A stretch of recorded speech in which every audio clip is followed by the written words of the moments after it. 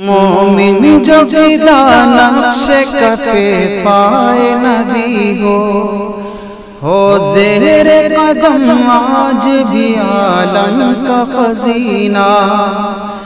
گر سنت نبوی کی کرے پیروی امت، طوفان سے نکل جائے گا پھر اس کا سفینہ، طوفان سے نکل جائے گا پھر اس کا سفینہ۔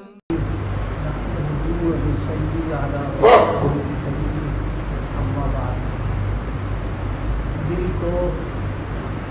اللہ تعالیٰ نے اپنی یاد کے لیے اور اپنی محبت کے لیے بنایا۔ دل خانہ خدا ہے، دل کو صاف ستھرا رکھنا،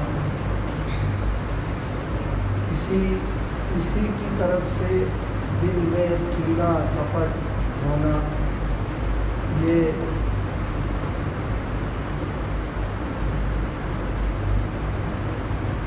پسندیدہ چیز نہیں ہے، اس کو منع کیا گیا۔ نبی علیہ السلام نے ایک موقع پر حضرت انس بن مالک کو نصیحت فرمائی تھی کہ دیکھو، اگر تم صبح شام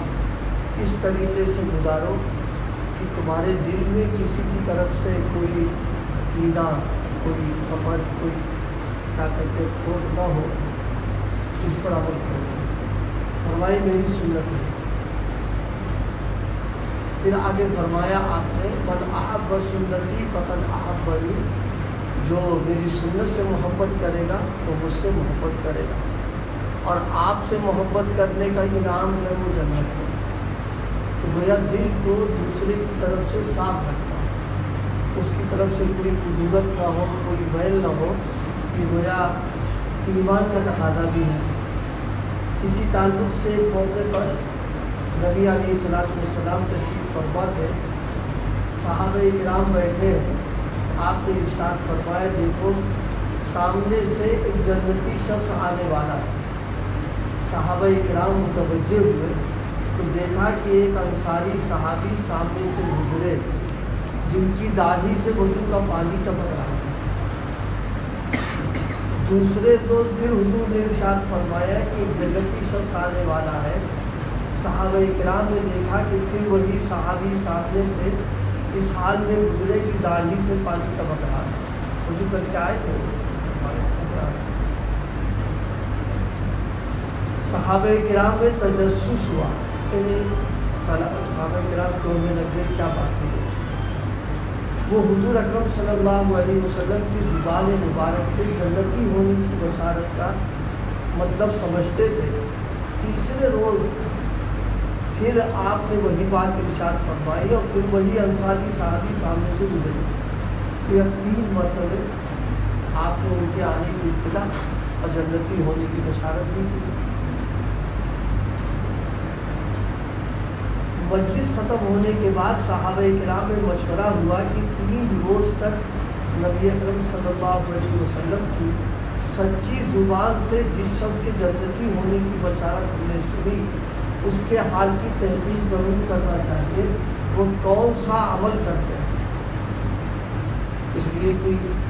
دین پر تو سارے ہی لوگ عمل کرتے ہیں، صحابہ کرام سبھی عمل کرنے والے تھے، کوئی خاص عمل تھا کہ اس کی بنیاد پر آپ نے ان کو جنتی ہونے کی بشارت دی، تو فکر ہوئی کہ وہ عمل ہے کیا چیز۔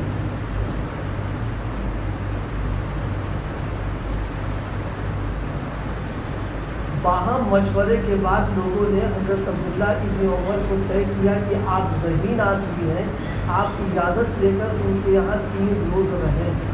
اور تحقیق کریں کیا عمل کرتے ہیں۔ وہ انصاری صحابی کے یہاں گئے، ان کے یہاں 3 روز رہنے کی اجازت چاہیے، انہوں نے خوشی سے قبول کر دیا۔ حضرت عبداللہ ابن عمر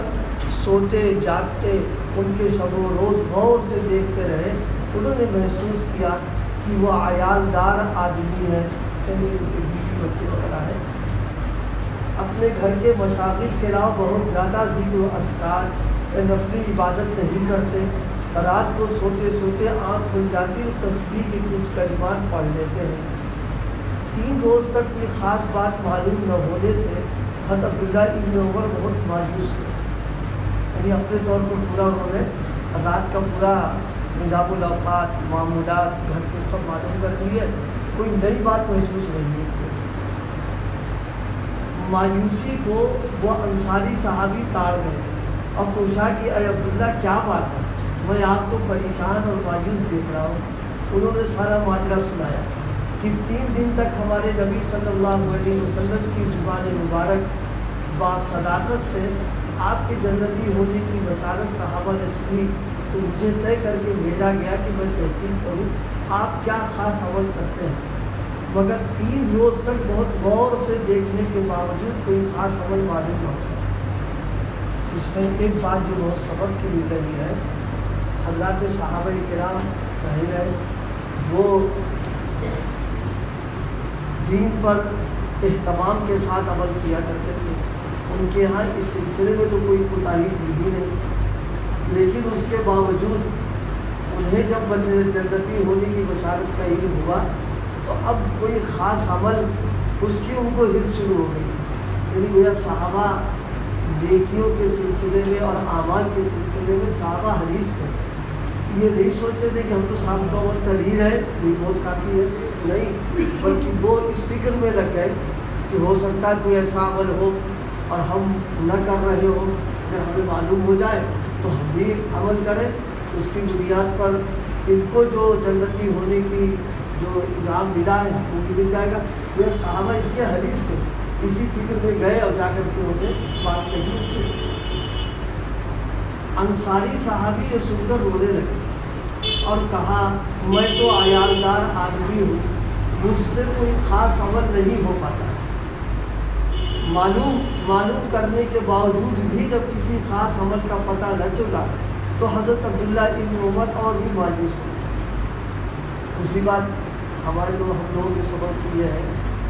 ہماری اپنی جو سوچ ہوتی ہے وہ یہ کہ ہمارے اپنے جو اعمال ہیں اور نیکیاں ہیں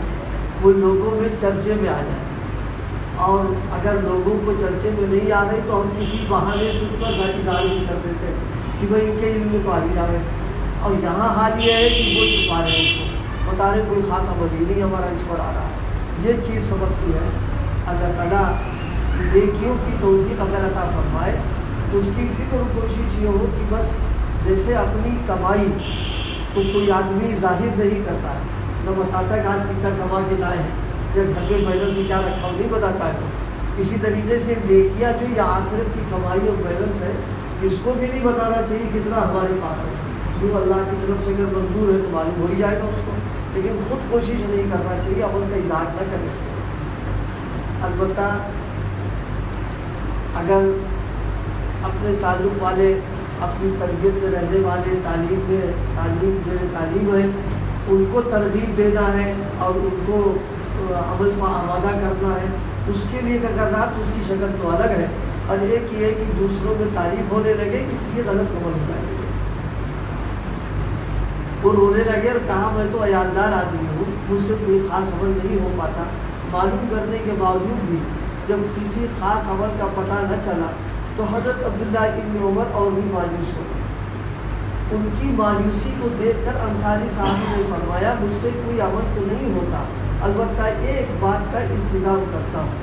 کہ جب صبح ہوتی ہے تو اپنے دل کو ٹٹولتا ہوں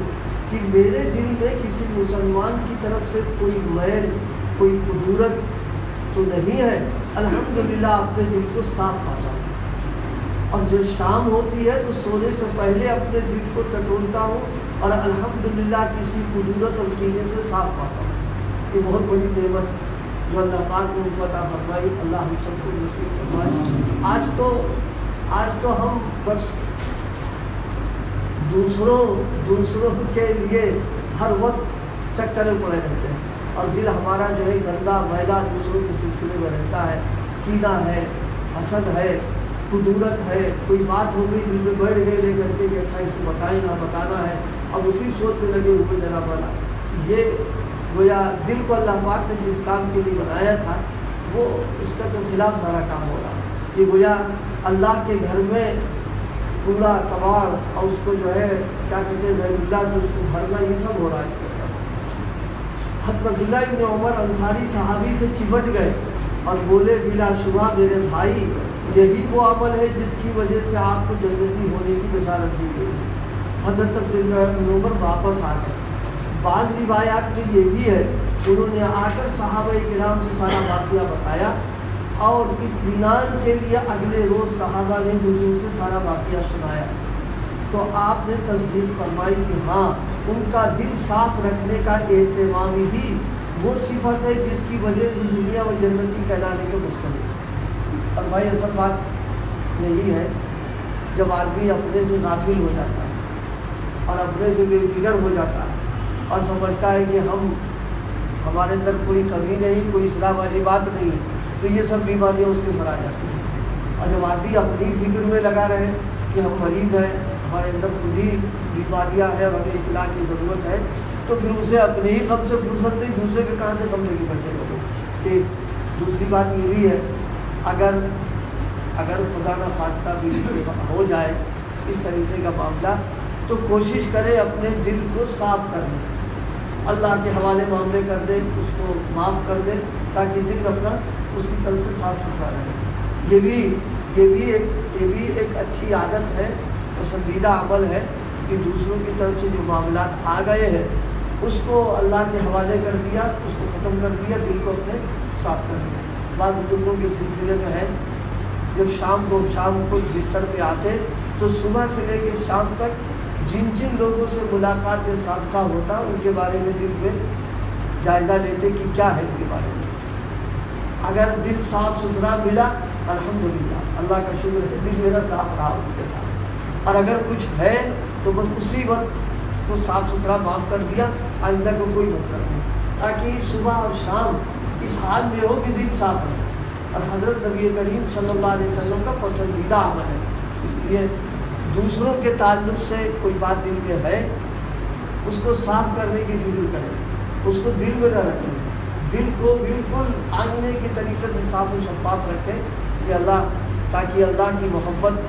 اور اللہ کا تعلق اور اللہ کا گھر ہے تو اس کے لائق جو ہے وہ آئے اس کے اندر، اور جو نامناسب چیز اس سے صاف ستھرا رہے. اللہ پاک ہمیں توفیق عطا فرمائے.